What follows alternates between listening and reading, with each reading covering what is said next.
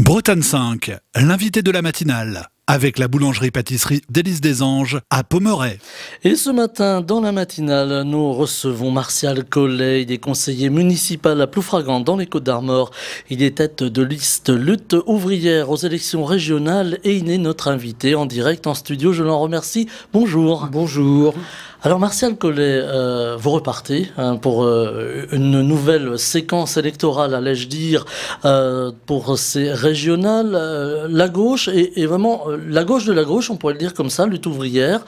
Comment passe le message de lutte ouvrière aujourd'hui dans un monde fracturé, dans un monde politique aussi fracturé? Alors, notre liste s'intitule « Lutte ouvrière, faire entendre le camp des travailleurs ». C'est un programme politique en lui-même. Ça résume bien ce que l'on veut défendre et faire entendre durant cette campagne. Ces listes, puisqu'il n'y en a pas simplement en Bretagne, mais il y en a dans toutes les régions et même aux Antilles. Donc, même si aux Antilles, les élections sont un peu différentes. Donc, nous serons présents pour faire entendre le camp des travailleurs.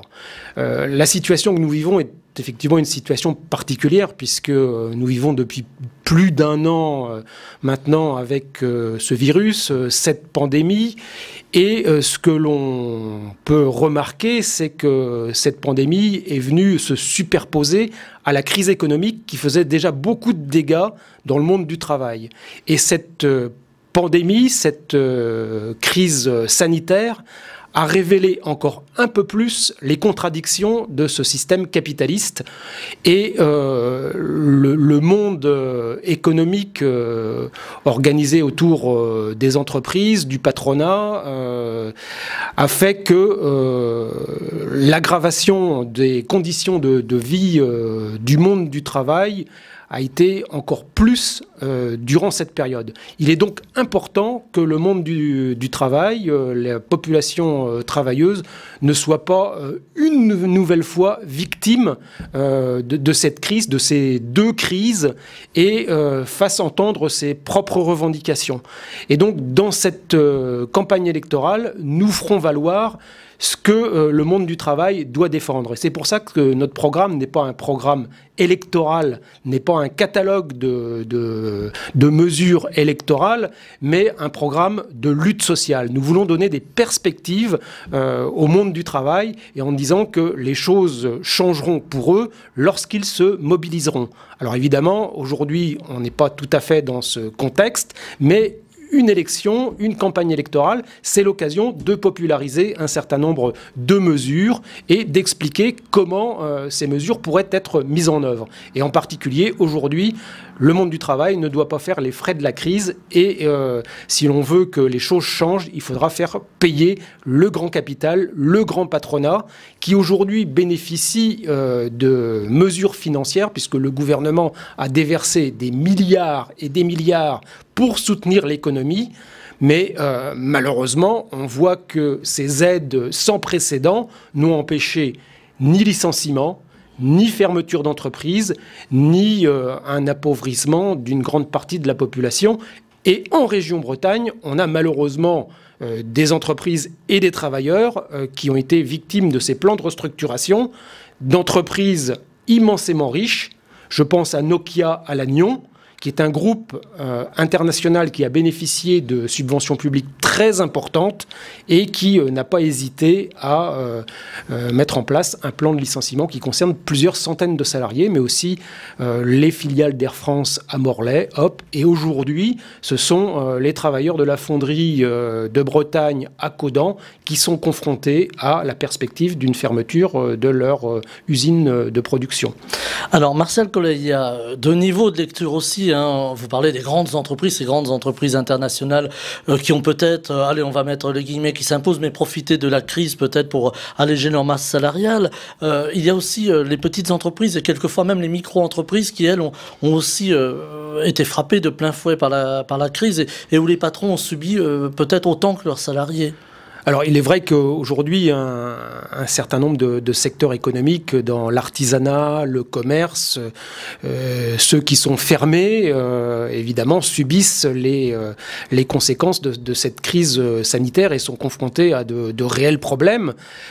Et leurs salariés, quand ils ont des salariés, encore plus, parce qu'aujourd'hui, s'il existe des possibilités pour certains salariés de bénéficier de mesures de chômage partiel, aujourd'hui, le chômage partiel, c'est simplement 84% du salaire antérieur. Donc, c'est une perte et un manque à gagner. Et moi, je pense essentiellement à ces travailleurs, à ces gens-là. Alors, évidemment qu'un petit artisan, un petit commerçant qui aujourd'hui ne peut pas exercer son métier, sa profession, et qu'il a également un manque à gagner, est aussi victime, finalement, de l'organisation de cette société. Et lorsque Macron disait la crise, nous sommes en guerre et nous ferons tout quoi qu'il en coûte. En fait, quoi qu'il en coûte, et l'argent que le gouvernement a généreusement distribué, il a plus profité aux grands groupes qu'à ces petits artisans ou à ces petits commerçants qui aujourd'hui ne peuvent pas exercer leur activité.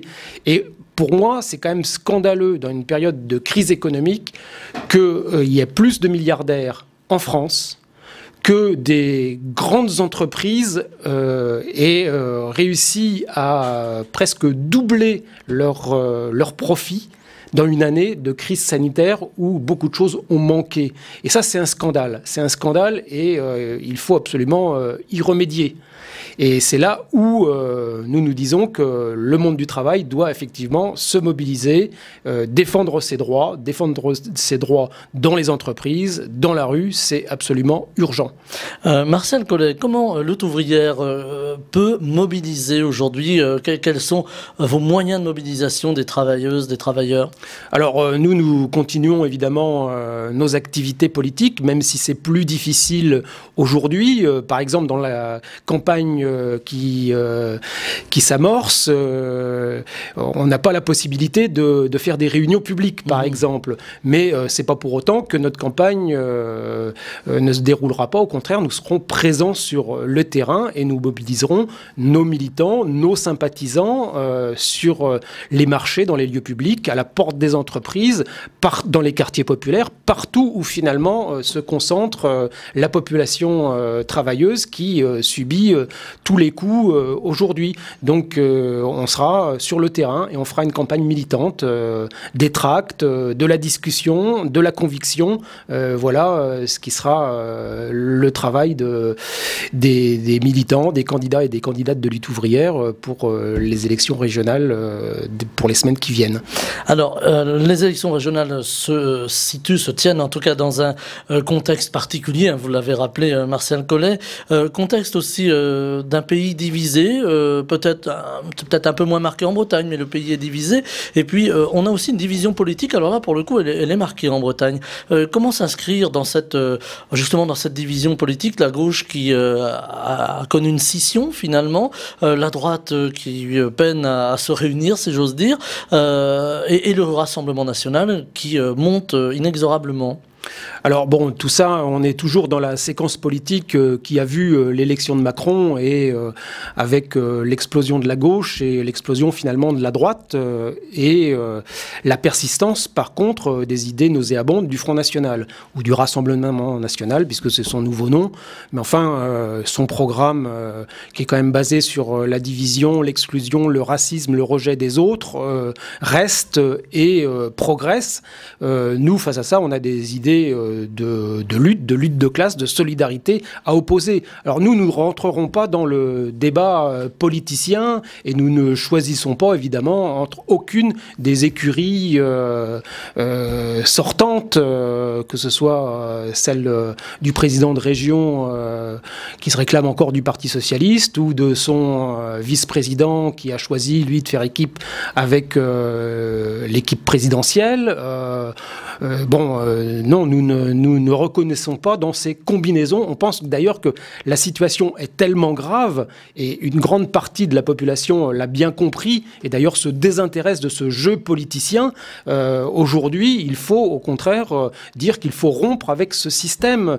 Le monde du travail, les travailleurs font tout fonctionner dans cette société. Eh bien, les travailleurs, pardonnez-moi Martial Collet, mais les travailleurs votent, mais il y a quand même un fort taux d'abstention. Comment ramener justement les travailleurs, par exemple, aux urnes? Parce qu'on sent qu'il y a un côté un petit peu désabusé aujourd'hui face au monde politique. Ah oui, beaucoup de gens, en particulier dans les classes populaires, se désintéressent, ne pensent plus qu'une élection puisse changer la vie. Et c'est bien le problème, c'est-à-dire que si on assiste aujourd'hui à un délitement de la vie politique, c'est aussi le résultat de plusieurs dizaines d'années où tous les partis de la gauche traditionnelle, PS, PC et autres se sont complètement déconsidérés. Rappelez-vous Hollande qui disait vouloir faire payer les riches, et puis finalement il a fait le contraire. Donc tout ça a entraîné quand même un grand désaveu, et donc ces partis ont été sanctionnés. Et une partie, mais malheureusement, cet électorat ne s'est pas tourné vers notre courant politique. C'est un constat, c'est un fait. Cela dit, nous, on ne veut pas être semeurs d'illusions. On ne veut pas dire il y a un sauveur suprême. Lutte ouvrière sera le sauveur suprême. Nous voulons exprimer dans cette campagne et plus largement dans toutes nos activités politiques l'idée que les travailleurs ont la force, ont les moyens d'être une force politique. Non seulement sur le plan économique, c'est eux qui font, encore une fois, tout fonctionner dans la société, et on l'a vu particulièrement dans la crise sanitaire, où le personnel hospitalier, les personnels de santé, sans aucun moyen au départ, sans masque, sans test, sans matériel, devaient faire face à la pandémie et accueillir les malades du Covid et faire comme ils pouvaient et au mieux. Eh bien, ce sont eux qui étaient donc au front. Les fameux premiers de cordée. Oui, les fameux.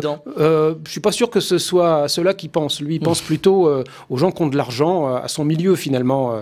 Mais dans la crise sanitaire, ce sont les petites gens qui ont été donc au front, sans beaucoup de moyens, et pourtant ils ont fait face. Ils ont pris tous les risques. Et cette société leur a fait prendre tous les risques. Et donc, nous considérons que c'est légitime, ce serait légitime de dire, eh bien, nous, on fait tout fonctionner, eh bien, nous, on va diriger cette société, et on fera bien mieux que tous ceux qui le font aujourd'hui. Est-ce qu'on peut parler toujours aujourd'hui de lutte des classes, hein? C'est un terme qui revient de temps en temps dans une société très morcelée, très individualisée. Alors, la lutte de classe, c'est une réalité, c'est-à-dire que c'est pas un concept. Quand les travailleurs de l'usine, de la fonderie de Codan, alors qu'ils font des choses utiles, apprennent, malgré des promesses faites antérieurement, que leur activité serait maintenue, que leur usine risque de fermer, en invoquant, en tout cas c'est ce que la direction de Renault avance, que l'heure ne serait plus aux moteurs traditionnels, mais qu'on penserait plus à des moteurs plus verts, plus écologiques, puisque c'est quelque chose qui est à la mode et qu'ils doivent perdre leur emploi en conséquence.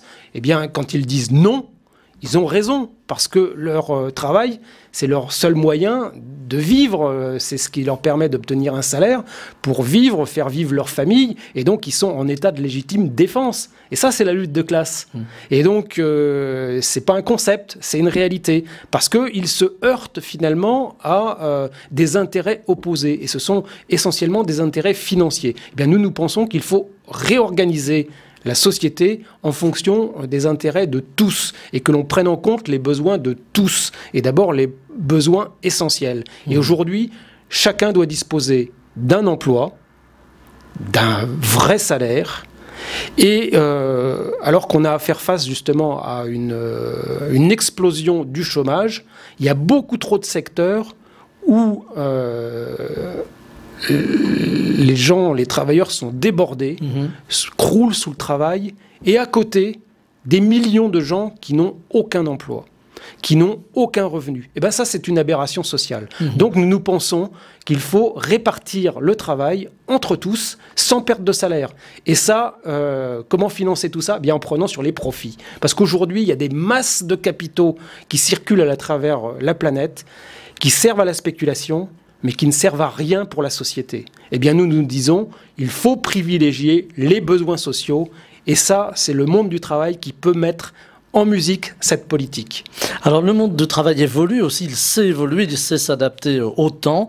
Vous faisiez allusion à la fonderie de Caudan tout à l'heure. Est-ce que dans une économie qui devient, alors dit-on en tout cas de plus en plus verte, est-ce qu'il va falloir aussi que les modes de travail, les modes de production évoluent, et est-ce qu'il va falloir garantir aussi évidemment les salariés face à ces évolutions presque naturelles? Je pense que tout à chacun est préoccupé de l'avenir de la planète, et nous les premiers. Mais je crois que la réponse viendra du monde du travail. C'est qu'aujourd'hui, le monde politique, le monde économique a beaucoup verdi son discours, mais en réalité, dans les actes, la dégradation de la planète continue. Parce que finalement, qui a les leviers ? Qui décide? Et encore une fois, les principaux pollueurs, ce sont les principaux groupes industriels de cette planète. Et rien n'est fait pour les empêcher de nuire. Donc, on a d'un côté un discours verdoyant, printanier, et en réalité, une planète qui se dégrade. Mais qui se dégrade comme toute la société se dégrade. Donc nous pensons que, évidemment, ces préoccupations environnementales, de préservation de la vie, doivent être prises en compte. C'est certainement une priorité, mais les réponses ne peuvent venir que d'une mobilisation du monde du travail, qui intervient dans tous les secteurs de la société, qui sera le mieux à même de répondre à ces questions environnementales. Et pour ça, je pense qu'il faut aujourd'hui, premièrement, contrôler ces grands groupes, savoir qu'est-ce que c'est que leur plan. Même quand ils disent qu'ils vont protéger la planète, si c'est pour aller polluer et déverser leurs saloperies dans des pays pauvres comme en Afrique, où finalement ils monnaient leur droit à polluer, et ben ça, faut que ça s'arrête. Faut que ça stoppe, c'est une obligation. Alors, il y a aussi l'aspect de la jeunesse. En France, on voit cette jeunesse qui s'est mobilisée malgré la pandémie. Il y a eu beaucoup d'actes de solidarité. Jeunesse qui souffre beaucoup. On a vu les étudiants dans ces files d'attente pour pouvoir parfois juste se nourrir ou obtenir un peu de sous pour pouvoir se loger sans même penser à poursuivre leurs études. Est-ce que justement cette jeunesse qui est très solidaire peut être une des parts d'espérance du monde futur? Bien sûr, c'est la jeunesse qui fera le monde de demain, et nous avons confiance dans cette jeunesse, dans sa capacité à se révolter. Elle s'engage, la jeunesse, aujourd'hui. Oui, une partie s'engage, est sensible justement à des domaines environnementaux. L'avenir de la planète, c'est quelque chose qui revient régulièrement, et à travers des manifestations, c'est une bonne chose. Mais je crois qu'il faut aller au-delà, c'est-à-dire qu'il faut remettre en cause le fonctionnement de ce système. C'est-à-dire que, comme disent certains dans les manifestations, c'est pas le climat qu'il faut changer, c'est le capitalisme. Et nous, c'est vraiment à ça qu'on s'attelle. Et tout le programme qu'on défend depuis des années, eh bien, nous espérons qu'il sera largement repris dans les années futures par les générations futures, car il en va véritablement de l'avenir de l'humanité. Martial Collet, on parlait tout à l'heure de la gauche dans sa composante la plus large. Est-ce qu'on vous a proposé de rejoindre, par exemple, une union de la gauche? Est-ce que ça a pu être imaginé à un moment? Dans le contexte actuel, non. Aucun des partis, je vais même pas dire grand parti, parce qu'aujourd'hui, ce qu'était la gauche gouvernementale est quand même largement réduit, et dans ses forces militantes et dans ses forces électorales. Et donc, ils continuent à faire leur petite tambouille. Maintenant, ça suscite pas d'espoir. Donc, c'est pas de ce côté-là que nous voyons un avenir. Et en tout cas, nous disons aux travailleurs que c'est pas de leur côté que l'espoir renaîtra.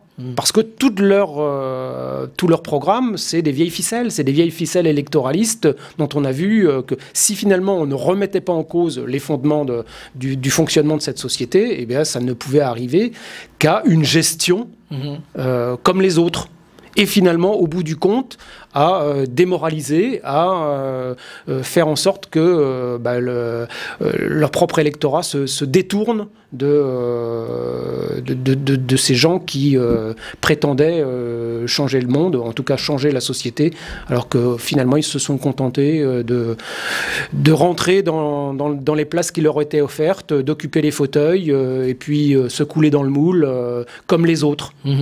Et finalement conforter cette société qui se délite un peu plus tous les jours. Alors, en Bretagne, il y a des grands enjeux du territoire. On pense à la mobilité, on pense aux territoires ruraux aussi qui, aujourd'hui, on peine parfois à exister face aux grandes métropoles. Alors, on pense à Brest, Rennes ou Nantes, même si on va plus au sud. Est-ce que là aussi, il faut avoir un programme qui puisse faire les jeunes, ou les moins jeunes d'ailleurs, vivre au pays et travailler au pays ? Je ne sais pas si c'est travailler au pays, mais déjà que tout le monde ou que chacun ait un travail. Un travail et un travail rémunéré, pas des sous-emplois, pas des petits boulots comme on voit malheureusement de plus en plus fleurir, pas simplement des boulots saisonniers si ce n'est pas choisi. Et ça dépasse largement le cadre des régions. C'est un problème beaucoup plus général. Évidemment que chaque territoire a des particularités. En Bretagne, l'industrie agroalimentaire est extrêmement présente, mais n'offre pas vraiment de perspective pour la jeunesse. Parce que travailler dans un abattoir avec des salaires de misère, des conditions de travail extrêmement difficiles, et le risque aujourd'hui d'être contaminé parce que les patrons de ces grandes entreprises de l'agroalimentaire considèrent que ce sont eux qui font la loi, y compris la loi sanitaire. Et je parle en connaissance de cause. Donc ça, c'est des choses qu'il faut changer. Mais ça veut dire remettre en cause la dictature du capital. Donc pour la jeunesse, oui, un avenir, oui, un emploi, oui, des perspectives de vie meilleures, mais je crois que les jeunes devront se l'arracher eux-mêmes. Et puis il y a les migrants, on en parle beaucoup aujourd'hui, il y en a en Bretagne, comme dans toutes les autres régions, qui travaillent aussi dans ces industries. Est-ce qu'ils sont assez protégés en tant que travailleurs ? Il y a quelques mois, dans la région de Morlaix, des travailleurs africains sans papier ont décidé de se faire connaître au grand jour. Ils étaient employés dans le ramassage de volailles, surexploités, n'avaient même pas véritablement de logement décent, et on leur faisait miroiter une régularisation qui finalement n'a jamais vu le jour, parce que leur patron a décidé de mettre la clé sous la porte. Et on sait que dans le secteur de l'agroalimentaire, beaucoup de ces travailleurs sans papier sont employés. Bon, une entreprise comme la Coperle ou Kermenay, donc les grands abattoirs du département, emploient beaucoup de main-d'œuvre immigrée, mais c'est plutôt une richesse. Parce que ce brassage permet de montrer que la classe ouvrière, elle est, au-delà de sa couleur de peau, très diverse, mais est une force essentielle.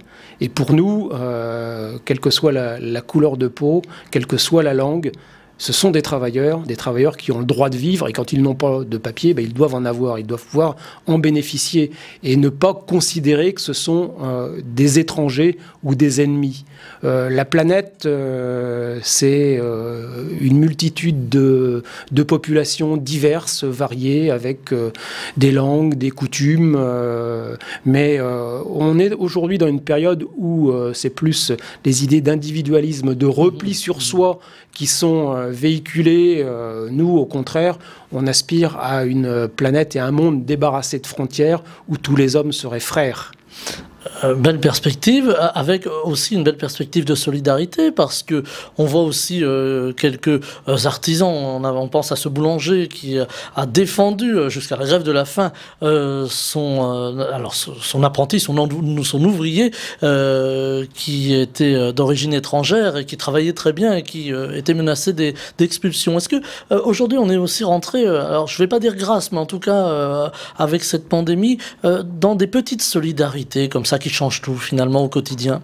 Alors la pandémie a révélé justement que les petites gens, ceux qui étaient en première ligne, étaient extrêmement solidaires entre eux. On a vu évidemment lors de la première vague les applaudissements dans les cités populaires, donc d'une façon extrêmement spontanée, voir des gens qui se préoccupaient de leurs voisins. Bon, bah, il faut que ça continue. Malheureusement, le fonctionnement au quotidien de la société fait que on met plus en valeur des idées individualistes que des idées de solidarité et de collectivité. Ben nous continuons à penser que ce sont plutôt ces idées-là qui ont de l'avenir. Alors, très rapidement, il nous reste quelques secondes, Martial Collet. J'aurais voulu vous entendre sur les langues. Je pose la question aux différents candidats qui se succèdent à ce micro de la matinale sur les langues de Bretagne. On en parle beaucoup avec la loi Molac. Et puis aussi sur la réunification de la Bretagne avec le retour possible de Nantes en Bretagne. Alors, sur les langues, d'une manière générale, je pense que tous ceux qui souhaitent parler breton ou gallo devraient pouvoir le faire et trouver les moyens dans le cadre de l'enseignement public.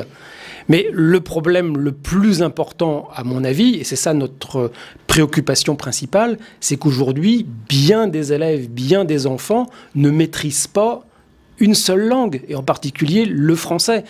Pourquoi ? Parce que l'éducation nationale a subi depuis des dizaines d'années des restructurations, des suppressions de postes dans l'enseignement et pour le personnel des écoles, et que aujourd'hui ça manque cruellement. Et la pandémie et le travail à distance n'a fait que révéler ces fractures. Donc la priorité des priorités, c'est que l'éducation nationale puisse disposer de beaucoup plus de moyens. Quant à la question de la réunification avec la loi Atlantique, qui revient périodiquement dans le débat politique, pour nous, notre identité, c'est d'abord l'identité du monde du travail. Et ce sont ces intérêts que nous voulons faire valoir et mettre en avant. Parce que dans la question de cette réunification, d'abord, aujourd'hui, tel que ça fonctionne, on a d'un côté une grande métropole qui est Nantes et de l'autre côté une grande métropole qui est Rennes. Et à ma connaissance, le petit monde politicien qui gère ces deux grandes métropoles n'a pas l'intention de se réunir. Alors bon, on peut toujours continuer à en discuter. Nous, ce que nous voulons faire valoir, c'est que le monde du travail se défende et fasse entendre ses droits. Et pour ça, il devra se battre et se mobiliser contre le monde capitaliste. Et c'est là-dessus que l'on va se quitter. Martial Collet, je rappelle que vous êtes conseiller municipal à Ploufragan dans les Côtes-d'Armor et également tête de liste lutte ouvrière au régional, et vous étiez l'invité de la matinale ce vendredi en direct. Je vous en remercie, je vous souhaite une très belle journée. Merci bien. Bretagne 5 matin, Stéphane Hamon.